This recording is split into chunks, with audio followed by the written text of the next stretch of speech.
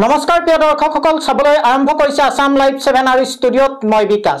যোৰহাটৰ আয়ুক্তক স্মাৰক পত্ৰ প্ৰদান কৰিছে শৃংখল চলিহাই।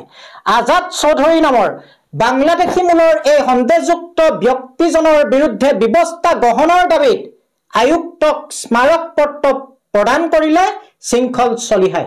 চাওঁ আহক আমাৰ এই বিশেষ সংবাদ। যোৰহাটত উপস্থিত বীৰ লাচি থানাৰ মুখ্য আহ্বায়ক শৃংখল চলিহা।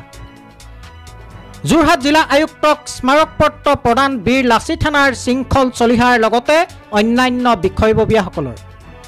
অভিযোগ অনুসৰি 2013 চনৰ পৰাই যোৰহাটত অবৈধভাৱে বসবাস কৰা বাংলাদেশী মূলৰ আজাদ চলিহা নামৰ ব্যক্তি এগৰাকীক 2023 চনতে উচ্চ ন্যায়ালয়ে ঘৰ ভাঙিবলৈ নিৰ্দেশ দিয়াৰ পাছতো কোনো ধৰণৰ কেৰেপ নকৰাক লৈ কোনো ৰাজনৈতিক নেতাৰ পৃষ্ঠপোষকতাত এগৰাকী ব্যক্তিয়ে যোৰহাটত দপদপাই থকা বুলি উচিত বিচাৰৰ বাবে জিলা আয়ুক্তক স্মাৰক পত্ৰ প্ৰদান কৰে।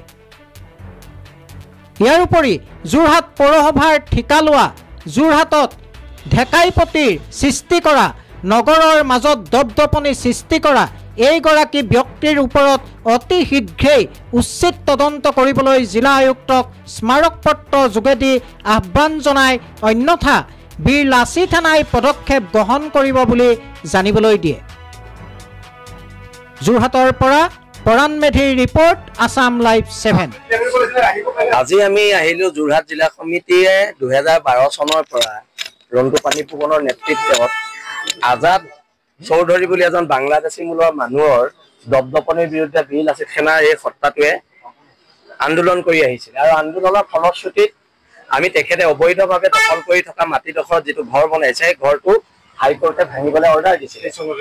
2023 চনতে অৰ্ডাৰ দিলে, কিন্তু এটা কোন ৰাজনৈতিক নেতাৰ পৃষ্ঠপোষকতাত এজন বাংলাদেশী মূলৰ মানুহে যোৰহাটৰ মিউনিচিপালিটিত ঠিকা পাইছে, যোৰহাট টাউনত দপদপাই ফুৰিছে, যোৰহাটত ঢাকাইপতিৰ সৃষ্টি কৰিছে, তাক লৈ আমাৰ কিছুমান প্ৰশ্ন চৰকাৰলৈ আছে। জাতি মাটিৰ ভেটিৰ কথা কোৱা চৰকাৰে আজাদ চৌধুৰীলে কিয় ভয় কৰে? অসমৰ মুখ্যমন্ত্ৰী ডাঙৰীয়াই আজাদ চৌধুৰীলে ভয় কৰে নেকি? আমাক তাক লৈ প্ৰশ্ন আছে। অসমৰ গৃহ বিভাগে আজাদ চৌধুৰীলে ভয় কৰে নেকি? তাক লৈ আমাৰ প্ৰশ্ন আছে। এতিয়া কথাটো হৈছে চৰকাৰে ব্যৱস্থা গ্ৰহণ কৰিব নে আজাদ চৌধুৰীৰ ওপৰত আমি আমাৰ ষ্টাইলত ব্যৱস্থা গ্ৰহণ কৰিম, সেইটো এটা তাত লৈ প্ৰশ্ন আছে। কিন্তু আমাৰ হাতত পৰিলে দিগদাৰ আছে আৰু সেইকাৰণে আমি চৰকাৰক অনতি পলমে অবৈধভাৱে দখল কৰি থকা এই ঘৰটো ভাঙিবলৈ দাবী জনাইছো। এইটো স্পষ্ট কথা।